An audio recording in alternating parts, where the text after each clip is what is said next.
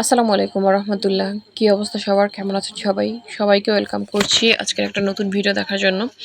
আজকে আমি আপনাদের সাথে হোমমেড কেক বানানোর একটা রেসিপি শেয়ার করব। আর এটা যতটা না দেখতে সুন্দর, তার থেকেও বেশি আসলে অনেক অনেক বেশি খেতে মজাদার। আসলে ঘরে তৈরি যে কোনো খাবারই কিন্তু আমাদের কাছে ভীষণ ভালো লাগে, আর এটা কিন্তু পুষ্টিকরও বটে। আমরা তো হোটেল থেকে নানা ধরনের জিনিসপত্র বা দোকান থেকে নানা ধরনের জিনিসপত্র খাই, কিন্তু সেটা দেখা গেল কিভাবে কি বানানো হয় সেটা সম্পর্কে কিন্তু আমরা অনেকেই জানি না। কিন্তু ঘরে তৈরি খাবার আর হলো গিয়ে দোকানের তৈরি খাবারের মধ্যে কিন্তু অনেক ডিফারেন্ট। আমাদের ঘরে তৈরি খাবারটা একদমই হলো গিয়ে পুষ্টিকর হয়, আর দোকানের তৈরি খাবারে কিন্তু অনেকাংশেই হলো গিয়ে ভেজাল বা দেখা গেল ফ্যাট জিনিসটাই বেশি থাকে। তো যাই হোক, আমি আসলে কিভাবে এই হোমমেড কেকটা বানাবো তো সেটা সম্পর্কে আপনাদের একটু বলছি। আমি এখানে 5টা ডিম নিয়ে নিয়েছি, আর এখন এখানে একটা হ্যান্ড বিটারের সাহায্যে এটাকে খুব ভালোভাবে বিট করে নিব।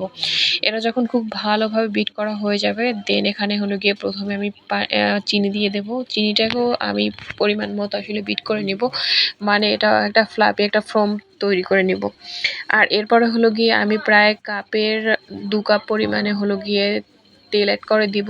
আর এরপর হলো গিয়ে পরিমাণ মতো লবণ দিয়ে খুব সুন্দরভাবে এটাকে খুব সুন্দরভাবে ফেটিয়ে নিব।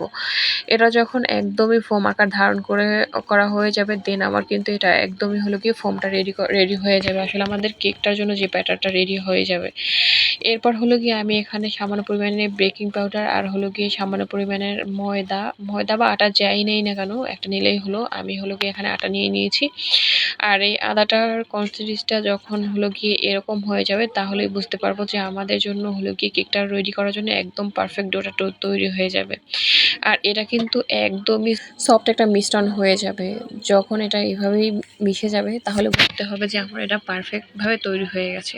তো যাই হোক, এখন আমি হলো গিয়ে একটা কড়াইতে, যেটা আসলে আমি হলো গিয়ে এই কেকটাকে বানাবো, সেই কেকটার মধ্যে সামান্য পরিমাণে তেল দিয়ে আর তার উপরে হলো গিয়ে একটা কাগজ খুব সুন্দরভাবে অ্যাড করে নিলাম। আর এরপর হলো গিয়ে ওই মিশ্রণটাকে খুব সুন্দরভাবে দিয়ে দিলাম।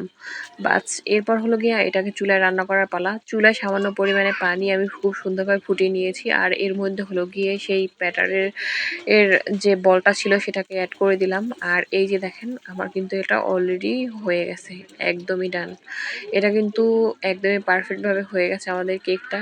আমি একটা কাঠির সাহায্যে একটু দেখে দিচ্ছি যে এটা আসলে হয়েছে কিনা। যখন এই কাঠিটা একদমই সফটভাবে বেরিয়ে আসবে, তখনই বোঝা যাবে যে হ্যাঁ, কেকটা কিন্তু একদমই পারফেক্টভাবে রেডি। তো যাই হোক, আপনাদের সাথে কথা বলতে বলতে কিন্তু আমাদের কেকটা একদমই রেডি হয়ে গেছে। আমি একটু আপনাদের দেখিয়ে দিচ্ছি, দেখেন কেকটা কতটা সফট আর কতটা ইয়ামি হয়েছে, যা ভাষায় প্রকাশ করার মতো না। আসলে বাসায় তৈরি যে কোনো খাবারই সব সময় বরাবরই আসলে স্বাস্থ্যকর।